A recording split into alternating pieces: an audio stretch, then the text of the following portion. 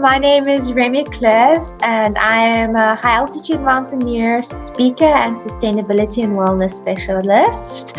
And I am a guest on Because It's There podcast with Saray Khumalo. Please tune in and listen to how I reached rock bottom, discovered my true power, and started climbing the highest mountains around the world. Because It's There with Saray Khumalo is proudly sponsored by Vuma. In a world of possibilities, our choices define who we are.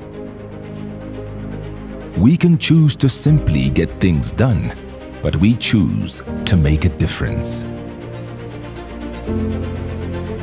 We can choose to go far, or we can choose to go further.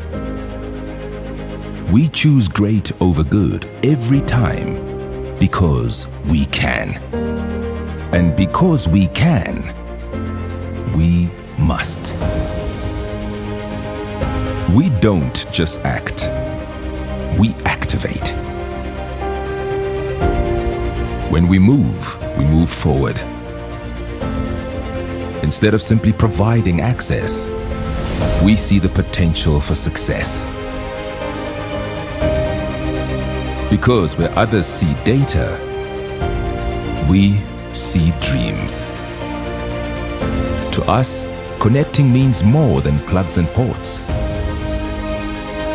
We exist to empower ordinary people to do extraordinary things.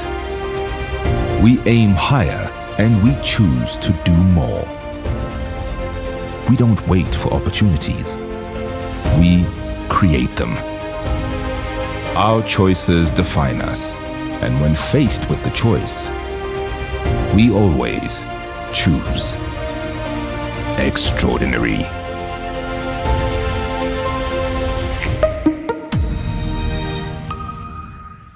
Hello, everybody. Good morning, good afternoon, good evening, wherever you are.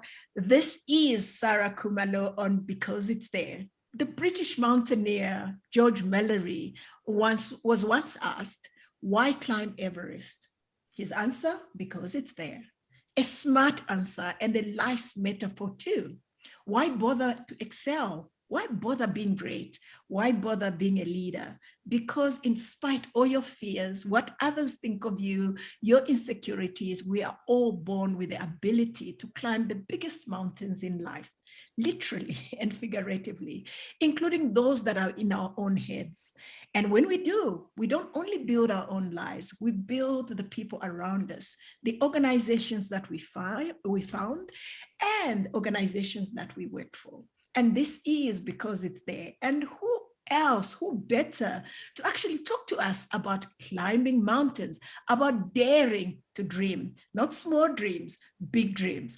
It is none other than Remy Kloos. Remy, welcome to Because It's There. Thank you, Sarah, for having me. I'm so excited to speak to you again. Looking forward to getting deeper into some of these juicy topics. Absolutely. So today we're talking about dreams, daring to dream. Sometimes we stop ourselves, and more times than not, we surprise ourselves when we dare to dream big. If your dream is not scaring you, maybe it ain't big enough. Go back to the drawing board, they say. So Remy, I want you to finish this sentence for me. It's really an icebreaker. I climb mountains because...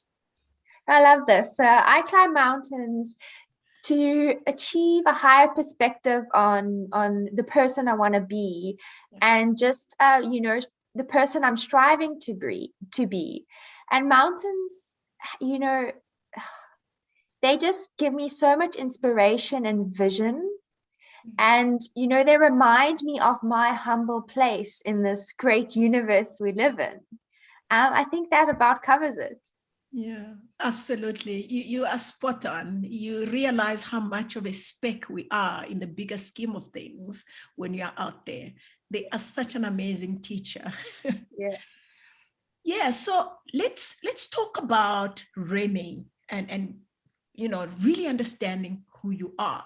You've just come back from attempting the double summit, which is exciting, Everest and Lhotse. For those of you that want to know, these are mountains that are next to each other, Everest being the highest in the world, and Lhotse being one of the 8,000ers, and you wanted to do that in one season, which no other South African has actually attempted to do.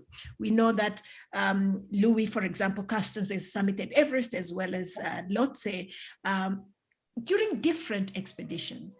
This is a big, ambitious goal that you have, and I want to commend you for it. Although it has eluded you this time, because I know you're going back, take us through your key learnings and what you will do differently when you go back. Yeah, so I thought I could intro this a bit. I don't think all of the listeners are necessarily climbers, so I'll just explain a little further. So I spent 57 days in the Himalayas, and this, which includes a 14-day trek into base camp. And then you do, the rotations up the mountain to fully acclimatize. You could do 1 or 2 or maybe even 3 rotations to the various camps. And before we even reached base camp, our team actually went and summited Labuche East as well, just as an acclimatization peak. So that's why the expedition really takes so long. I think very little people, unless you're a mountaineer, knows how long these expeditions take. And we reached Camp 4 just above there, so known as the death zone, and you're very familiar with that camp. And the thing is, Sarah, I felt strong up there. A lot of the Sherpa joked with me and said I have Sherpa blood in me. And at Camp 4 in my tent, I was having a little dance party, hoping for the cyclone. We were in the middle of a cyclone that wasn't forecast. And this is what hindered our summit attempt. And I was just super positive, super hopeful. I felt strong, felt good. And that's something that actually excites me, because I don't feel too overwhelmed by going back. I'm quite excited to go back to knowing the route now, because I think that's the biggest challenge going into it. So you don't know the route, but now with that unknown out the way, I'm really excited. I can take even more photos, even more videos, and I think me. I love my photojournalism as well as my writing. So I'm really excited for that aspect. And something which I'm sure you're very familiar as well is that, if it's one thing that mountains have taught us, is that there will always be setbacks along the way. It's part of the deal to some degree, but knowing that, it doesn't make the heartbreak any easier. Like, if you don't reach that formidable peak, your heart is shattered into pieces, despite knowing, that the summit, going into each climb, the summit's never ever guaranteed. And a lot of these big peaks, you try and you try again. And so despite this, I'm still on track to become the youngest South African to climb the 7 summits, and I still plan on doing Everest Lhotse back to back. But I definitely also need a financial miracle to work in my favor, new sponsors, new partners. And this has been the most challenging thing for me on my journey, is actually finding the money, which we can speak a bit about that later. But being younger, obviously, I don't have, I haven't had a long, successful corporate career to have obtained all these funds. But at the end of the day, I think this is a great lesson as well, is the summit, drives us. It's what keeps us focused, keeps us putting one step in front of the next. But it's the climb itself that matters. And I really, really try to, instill that in every day I climb out there. The summit, every day is summit day. It really, really is. So I think that's one of my biggest lessons from the mountains. I love it. Every day is summit day. I think maybe for our listeners, let's go back to who is Remy Kloos, because I think people might not know who Remy is. If we can go back there, I know you are aiming to be the youngest South African to summit the 7 summits, which absolutely you're on track to do so, and I'm rooting for you more than ever. But tell our viewers who you are and how did you get into climbing? You could have done anything, sailing, you are in Cape Town, or anything else like that. So it's quite an interesting journey. I didn't grow up climbing mountains. I suffered through a lot of anxiety and depression as a teenager and a young adult.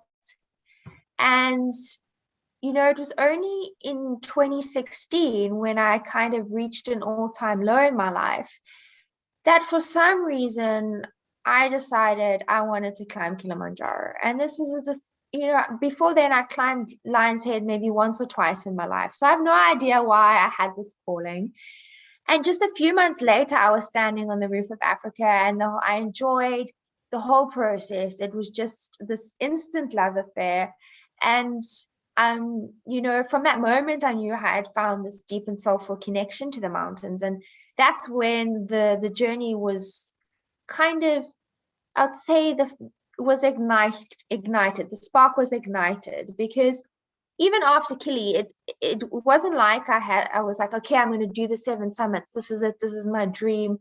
And I think that's what's quite relatable as well, because I think so often in life when you come across people with these big and crazy dreams, you're like, oh my gosh, they've definitely known this their whole life and they've been working towards this their whole life. But, at any point in life, we can have this moment where everything can change and you can redirect your life to a new passion, a new dream.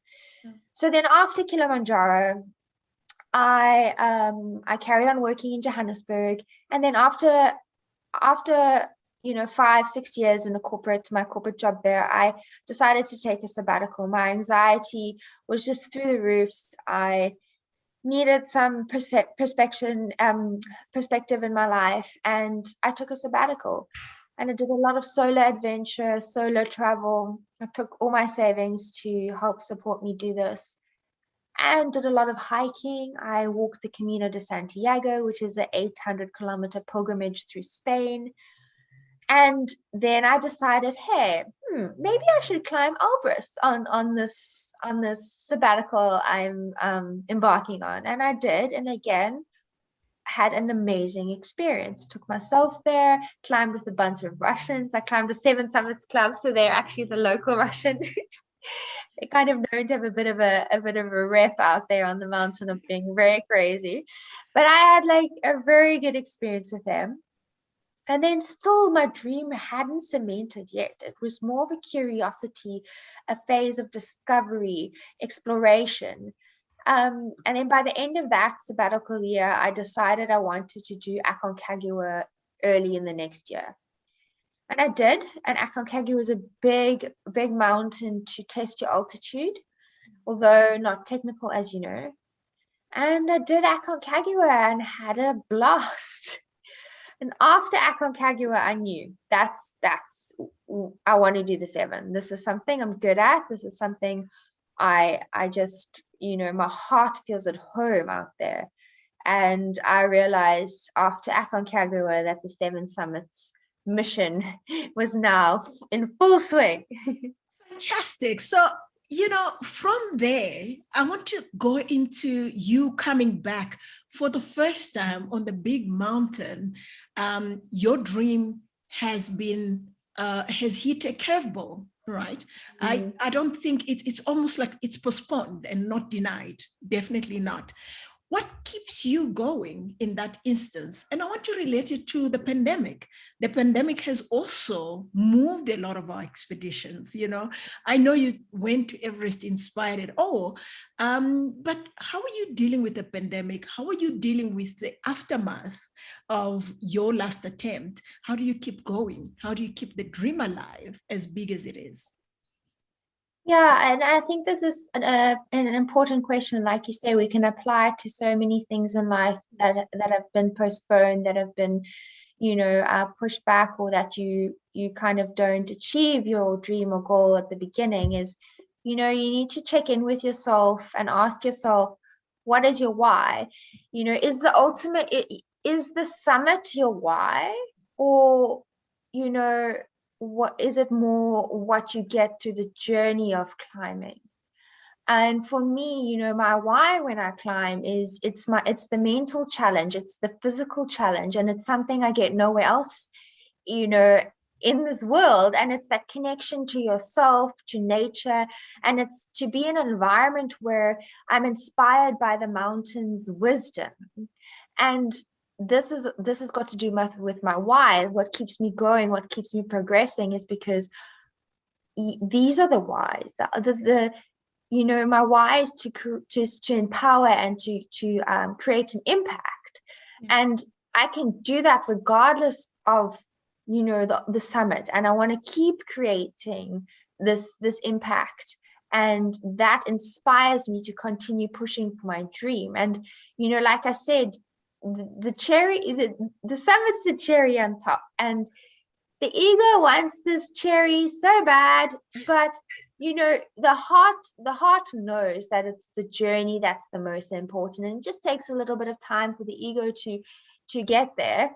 But so just to wrap that up, I would say always check in. What is your why? Before a goal, before a summit, what is your why? And that's what will keep you going. Absolutely. That's very well put. I want to move on to the topic and the theme of this all, dare to dream. Yeah. How do you approach your goals? I mean, this is big, audacious goal. Very few people have done so, and you're planning to break a record. How do you approach your goals when you're setting a small one and a big one? Any difference in the two? Please take us through your trend of thought and your process. Yeah. So I'm quite a free spirit, and I like to follow, my heart and where my dreams and visions take me. So I don't sit down, necessarily and say, I want to achieve this goal by this date. And I think goals change and evolve all the time. And my overarching goal is that of impact and service. So everything feeds into that. But at the beginning of each year, I will have a list of dreams and things I want to do. And some of them don't have timelines, some of them do. And, this is kind of, just my wish list, should I say. And I'm quite, I love to visualize. I'm quite a spiritual person, quite a connected person to my heart. And so, for me, if I have a big goal, I will visualize it. I will have that. I'll go inward and I'll have that elevated emotion and set that clear intention as if it's happened. And my body responds very well to that. And there's actually, an NLP technique called, we've got the standard SMART goal setting that comes up everywhere, specific, measurable, attainable, your timeline. It's very, very like, it has its benefits for sure. But I think, it can be it's a bit too, if you don't, the timeline aspect as well, if you become too fixated on a timeline, you feel like you let yourself down the whole time when you can't meet a certain goal by a specific time. So for me, there's an NLP technique called WOOP, so WOOP. And WOOP is more in line with what I was talking about, the visualization and all of that, those kind of techniques. So at the beginning, the W, you set your wish. What is it that you want to achieve? And then you have another O, your outcome. And here, you've got to visualize, you've got to feel it, you've got to close your eyes, see it as if it's happened. What does it feel like? What does it look like? What does it taste like or smell like? Or engage all your senses. And then the next O is the obstacle. So what obstacle can come in the way. And this is more of an internal obstacle. So, maybe it's negative self-talk, maybe you start doubting yourself, or identify what kind of internal obstacles would maybe arise with wanting to chase this wish or goal. And then the P is the plan. So the plan is then you become very, what is the strategy that I can set in place, and you kind of have a what if statement. So you want to include your outcomes and your obstacles. So if you achieve your outcome, what obstacle may come in the way, and if it does, what plan can you put in place to get rid of that obstacle or to overcome it? So that technique, I feel like it resonates more with me. And I found it very helpful with working with other people as well. Absolutely. Actually, that reminds me, you are a coach. I think we're going to get into that as well, Yes, in yes, terms of how you're using your mountaineering to help other people. But before yes, we get into that, I want to acknowledge the journey that you've taken us through in terms of yourself and how you got to fall in love with mountaineering, and you realized this is it, that you are meant to do, and you want to make it your playground. Is there a specific moment that you were like, aha, this is it? Or is it the journey as you just explained it? And if so, can you take us through? Was it a spiritual journey? Was it emotional? Did you have to consult? Take us through that thinking and the process in terms of you getting to your why and exciting. Yeah, I think we covered this a little bit with who is Remy and how it all started. It wasn't a realization on a specific date. It was a journey. And after each climb, I gained the confidence, and I gained the knowledge and the skill, and I realized that it was something I was good at, and that I wanted to then chase that dream after climbing Aconcagua. And it scares me all the time. Fears and doubts creep in, but I think it's so important to for me to continue to chase this dream, because it makes me feel more alive than ever. And like you say, if a dream doesn't scare you a little bit, you're not dreaming big enough. So yeah. Absolutely.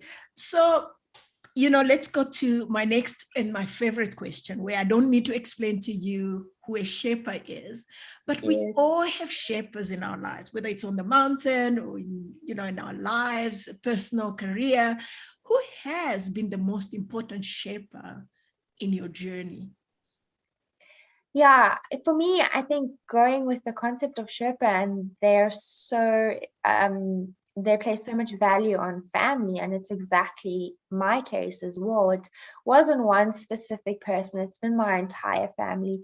My entire family have supported me in my life 110%. They held space for me when I was diagnosed with depression.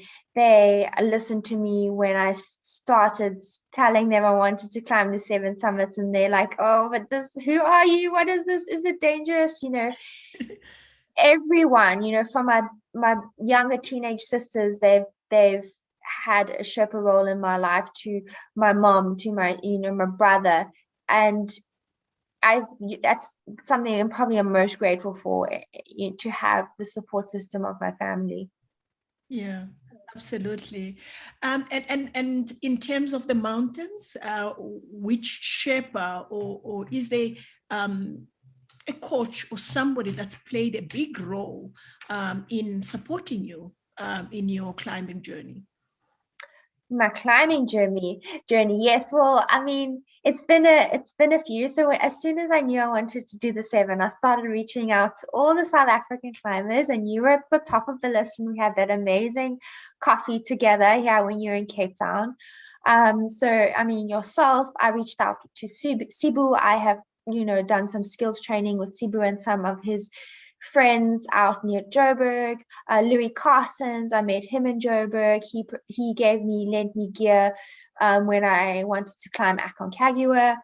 And I just was so overwhelmed by how open and welcoming this kind of South African climbing community was, and how everyone just wanted to help and share. So yeah. That is amazing.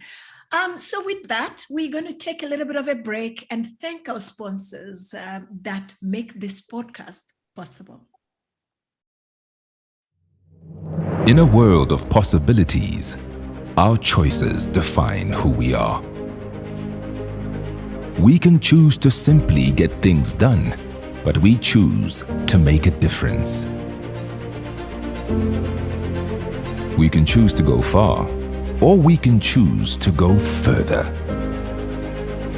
We choose great over good every time because we can. And because we can, we must. We don't just act, we activate. When we move forward. Instead of simply providing access, we see the potential for success. Because where others see data, we see dreams. To us, connecting means more than plugs and ports. We exist to empower ordinary people to do extraordinary things. We aim higher and we choose to do more. We don't wait for opportunities. We create them. Our choices define us, and when faced with the choice, we always choose extraordinary.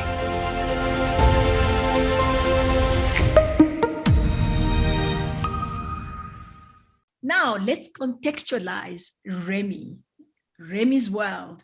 As a sustainability and wellness specialist who is also a certified NLP coach, what are the key lessons that you continue to draw from your mountaineering, which maybe differentiates your offering to others in the market?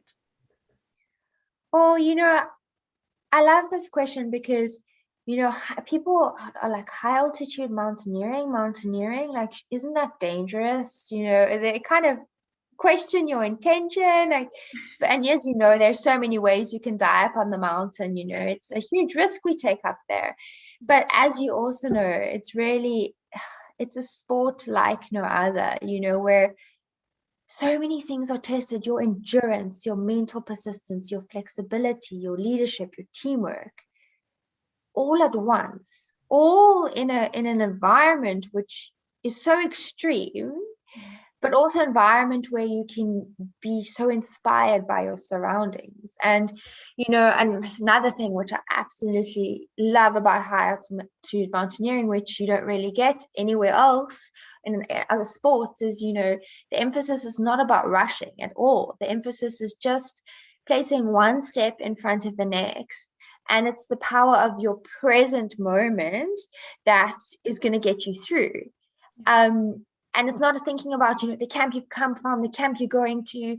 And this is such a powerful thing to take back into the real world. The power of our presence is ultimately going to get us to where we want to go to. And like we discussed, there's going to be setbacks along the way. We're going to have to adapt. Mountains teach you like in a second. Setback, okay, get back up. How can we readjust, reset, refocus to get to our goal? So, high altitude mountaineering has really become my biggest classroom for learning. And I take those lessons and help people, also just see how capable everyone is. Yeah, absolutely. I love that. It's the biggest classroom actually, and it's unforgiving if you come unprepared. 100%. Yeah. Anyway. And that's exactly on that point as well, like, mountains don't care what age you are, what sex you are, your height, your weight. And I love that, because I'm always on a mission to break down stereotypes that society has often created. And this is something that we can also bring back into our daily lives, we feel like all this pressure, or that society tells us we need to be a certain way or do a certain thing. And the mountains don't care for that. Yeah. Because I often get told I don't look like a high altitude mountaineer. I'm there wearing like a floral dress, barefoot, like Your sunflower. sunflower power. And that's such a great lesson to bring back as well. Like, don't, you're so capable regardless of stereotypes, and it's something I feel very passionate about. Absolutely. I couldn't agree more. Yeah. So you talk openly about your depression and how your family has supported you through that. And you specialize in mental health, which has become quite topical, especially after Naomi Osaka having withdrawn from the French Games for her sanity. And she actually said it's okay not to be okay.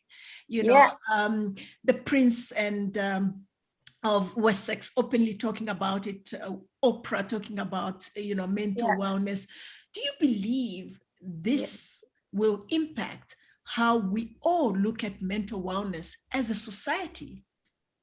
I totally do. Speaking up is now considered extremely brave and courageous. And with people of such high status and power, it makes it more relatable. And that's something also that I hope to share with my message, and something I'm so passionate about is like you said, is the mental health. And I didn't have this, I had suffered through depression and anxiety for so long, and then I was able to still have these big and crazy dreams, so it's like the tools, how can we access those tools for everyone to use? And by people, these types of people speaking up, and asking for help, everyone's realizing it's a strength, and it's okay if these people are doing it at such high levels. Okay, maybe I'm not weak if I ask for help. And I also feel like in the business world, slowly it's shifting. Maybe we need to work on the banks. I'm not sure about that, but it's shifting from that, that you have to hustle, no sleep, only 2 hours of sleep. That mentality is kind of shifting, and people are frowning upon that and saying we need balance in life to be able to actually perform well and efficiently. We need to have balance. And so like I said, I think just speaking about this and normalizing it all is just going to create such a big difference going forward. Absolutely. And when did you start talking about mental wellness? Was it easy for you, or was it something you got to do after a few reflections, after maybe something happened for you to confidently, because you did talk about mental wellness before all these Osakas, the Prince, and so forth. How did you get there before the world caught on? I think it was a bit of a journey. I think when I was diagnosed in school with depression, it wasn't something that was spoken about, almost something that was kind of, deal with it in the background kind of thing, but again, I had the support of my family, and then navigating that through my adult years. I don't think I was in a position where I could properly identify with speaking to everyone about it. Like it wasn't, even I hadn't internalized everything. And I think it was, to be honest, when I had that turning point in 2016, when I climbed Kili and I reached an all-time low, and it became very clear to me that this was something that I needed to speak about and share, because I think a lot of people could really benefit from the message. So it started becoming easier for me to talk about, because I realized how much of an impact it's going to make on other people. Absolutely. Take me through your training. How do you traditionally prepare for a climb? I know I've seen you do yoga, I've seen you hiking, and I've seen you showering at the waterfall. How do you prepare for such a big, audacious goal? Yeah, I'm a bit unique in my approach, like many things. I'm very intuitive. I have this basket. I like to call it like this basket or packet, and it's like a lucky packet, like so I pick out what I feel like, what I choose. Usually I know how many hours I want to get through in a week, and then I'll check in with myself and say like, okay, I feel like strength training today, or I feel like cycling tomorrow, or I feel like doing a long hike. Yes, there's a bit of planning involved when you want to go leave Cape Town and do like a multi-day hike or something like that, but I'm super intuitive. Some weeks I'll spend more time on my feet and aim for mileage. Other weeks I'll be more focused on strength and yoga. And each of these disciplines provide me with so much joy and fun in my life that it really, I wake up every morning feeling excited. As soon as I'm told, okay, you need to reach this heart rate on this day, and you have to be doing spinning while achieving all these stats and data and all of this. So, it takes the joy out of it for me. So that's a very long answer to your very short question. That's amazing. So Remy, you can relate to this, and I hope you are comfortable to share. Mountaineering is an expensive sport. I mean, most take so long, years, and this is globally, not just locally, to do the summits, not because they're not strong enough, because of funding, right? What Yeah. strategies can you share, that you've followed, that you've seen work, that anyone that's listening on that wants to do these things can learn from you? Yeah. So for me, my biggest, as you know, it is the biggest challenge out of this all. It's so overwhelming, Sarah. Oh my God. Anyway, so it's about network. As you know, I'm also a public speaker, which happened, through just unfolded through me sharing my journey more, being very open about who am I, what do I stand for, started getting noticed as being someone who can speak very comfortably in front of audiences. And this actually really catapulted my ability to network, and it provided me with this platform for so many more people to connect with me and my journey and my story. And so many people come up to me and be like, wow, that really inspired me, that, XYZ. And it's the people who I've met through these talks that have actually been the ones who are now investing in me. Companies don't blind sponsor. You can't just send a proposal to, X bank and hope to get the money. It just doesn't work like that anymore. People don't really care so much necessarily about the flag on the summit. They want to know who you are, and they want to know what value you can give back. Can you coach in return? Can you provide some sustainability and wellness advice? It's mutually beneficial journey. And it's definitely become exponentially harder than it was, I think, maybe 10 years ago. It's kind of what I've gathered, but yes. Yeah, absolutely. I think the novelty of it is gone, and everybody's looking at what's in it for me. So you're absolutely spot on in that respect. So you are dedicated to a holistic approach to life, focusing on training the body, the mind, and spirit, and believe that this has allowed you to bring a balance and flow, as you say, to your Yes. life, right? Yes. What does this mean, and how can others adopt this same approach? Yeah, and I think the listeners would have kind of picked that up on me, that I'm a bit different in how I approach things. And yeah, the word flow is one of my values, and it's like, how can we optimize ourselves to be efficient, effective? Time falls away, and you're just in this flow state. And for me, the body, mind, and spirit, it's all interconnected, and we can't expect to be focused just on the body when training and expect to be a great athlete. It's what are you feeding the soul and the spirit as well in the process that's actually going to make your body stronger and then feed into your ability to perform better. So it's that relationship and understanding that it's all connected and not neglecting any one of them. Absolutely. I like that. Let's move into leadership. I mean, this podcast is about really leadership of self, leadership of others. And as a female leader, what does leadership mean to you? And how important is leadership at high altitude, especially when the stakes are high? The weather is going crazy, the client wants to go, the client knows that, when I go down, I need to get another R1,000,000 to come back here. How does leadership play a role in this instance? Yeah. Well, I have this saying, I've kind of used it a few times, and it can be used in many contexts, and it's very applicable in this case as well. And the saying is grit and grace.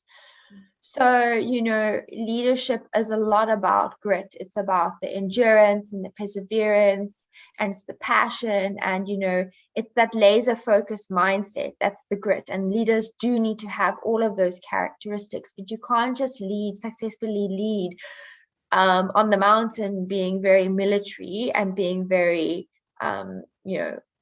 push. It's not going to lend well to being a good leader. So for me, it's also about, so the grit needs to be equally complemented with the grace. And the grace is the gratitude, being grateful that you're out there, being grateful to your team, and it's about being positive. Grace is a positivity, for me, I think that positivity is the foundation of my courage. I'm super positive out there. And this is, for me, I think it's very important for a leader to also have a positive mindset. And so it's this grit and grace, it's this duality that is needed in a good leader. Yeah, absolutely. So this is a off-field, I suppose, question. As you were speaking, I was reflecting on the podcast that or broadcast that you were sending out there while you were climbing. And I tried to put myself in your shoes when you made that decision that, Remy, it's time to go home.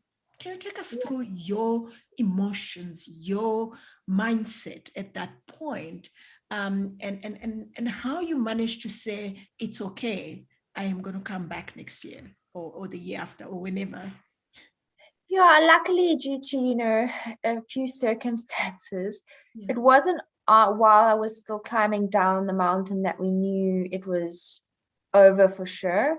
There was still hope, and I'm actually really grateful for that hope, because I climbed down the mountain with hope, as opposed to climbing down the mountain with sadness.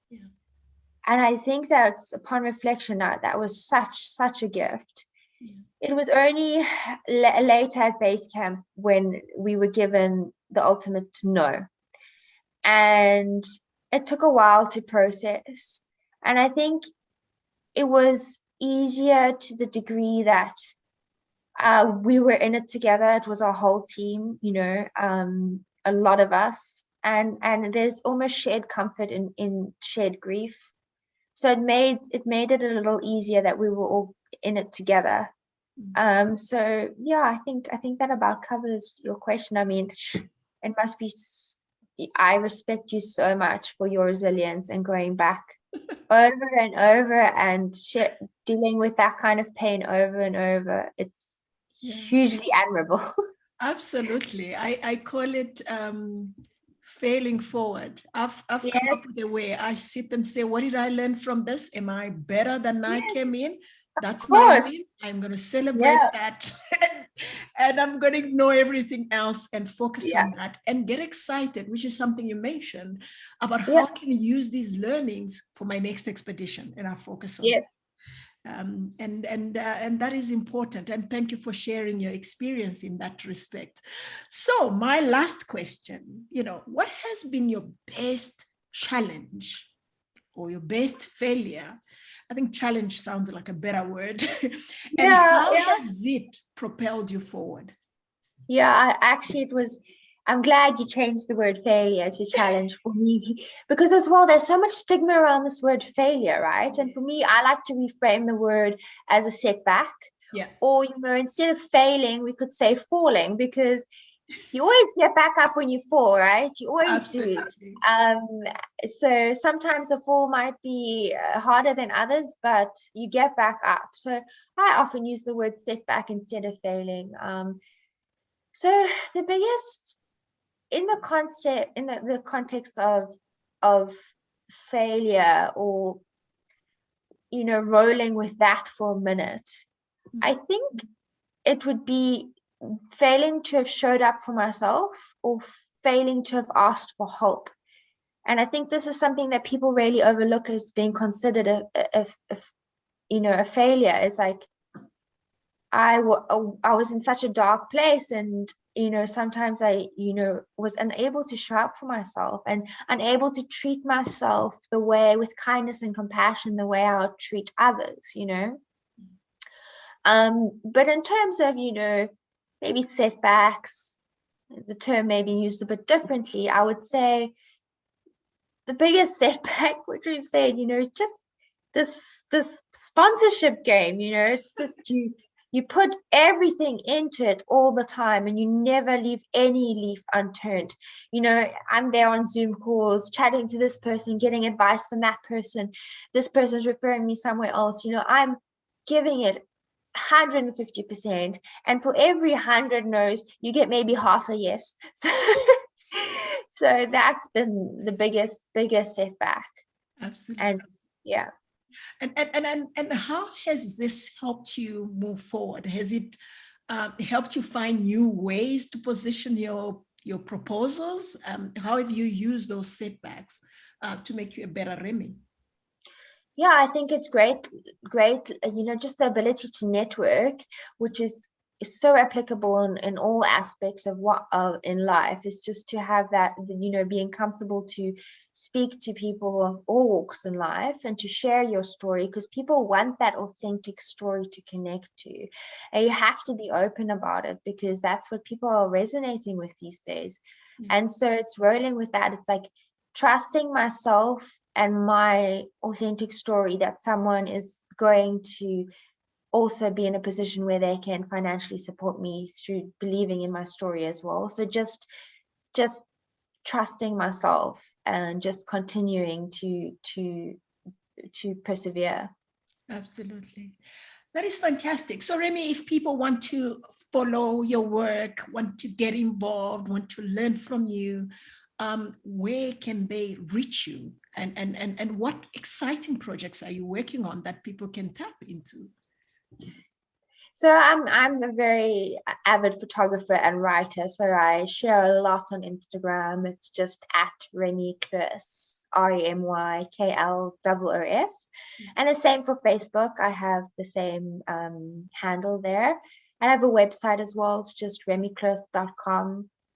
And anyone can reach out to me on any platform. My email is there on my website or on Instagram. Send me a message on Facebook. I'm very open and I love to engage with my community all the time. And go have a look and see and be a part of the journey, because I do share quite a lot of it out there on those platforms. Fantastic. Thank you so much, Remy, for making the time to come in and chat to us. And everybody, I hope you enjoyed that. This is what I always talk about. It's people that are deciding that they're not going to be ordinary, because inwardly we are all uniquely extraordinary. And she's daring to dream.